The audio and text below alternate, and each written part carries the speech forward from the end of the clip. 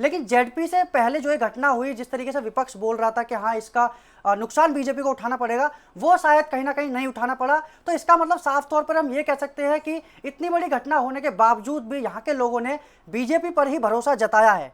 आपको क्या लगता है?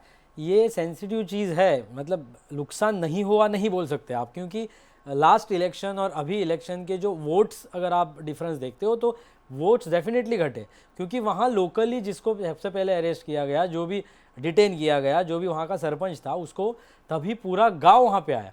तो वो इम्पैक्ट हुआ जो माइकल लोबो के अगेंस्ट जाके उसने काम किया, कांग्रेस के लिए जिसने काम किया, तो वोट तो कम हुए। आपने देखा होगा कि जेडपी माइकल लोबो के एरिया में सिर्फ 600 का डिफरेंस था।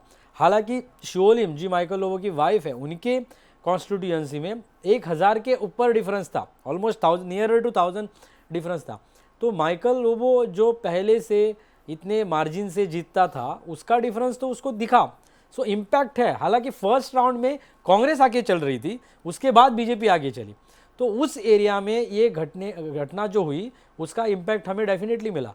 जेडपी इलेक्शन में ये एक ही मुद्दा नहीं है, तो लेकिन बहुत सारे और भी मुद्दे हैं जिसका इम्पैक्ट बीजेपी पे हुआ है।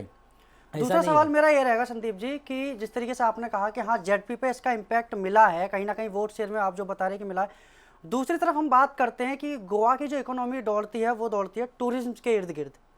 अब ये जो घटना घटी, जिसके बाद ये जो एक्शंस लिए जा रहे हैं, फिर चाहे वो सर्वे को लेकर हो या आरोपियों को पकड़ने की बात हो, लेकिन इन सब चीज़ों से अगर हम परे हटते हैं और एक प्रूफ सर्कल से अगर हम बाहर निकलते हैं, तो हम ये देखते हैं कि आज की डेट में टूरिस्ट जो है वो कहीं ना कहीं एक खौफ के साए में है, क्योंकि ये कोई मामूली घटना नहीं थी। 25 लोगों का जिंदा जलना, और उसमें अलग अलग राज्यों के वो लोग थे, छत्तीसगढ़, पंजाब, हरियाणा, उत्तर प्रदेश, तमाम जगह से वो लोग थे।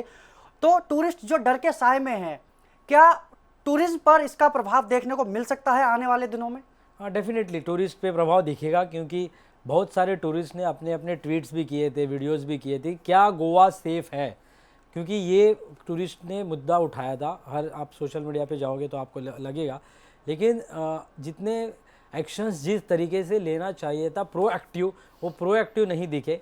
और वहाँ पे जो 25 लोगों की मौत हुई थी, वो सबकी जिंदा जलने से नहीं हुई थी। लेट मी क्लियर दैट कि वो सफोकेशन हुआ था, क्योंकि जो एंटायर पब था वो सॉल्ट पैन के ऊपर खड़ा था, और उसका जो किचन था जो कम्प्लीटली इलीगल था, वो अंडरग्राउंड था, जो हो ही नहीं सकता।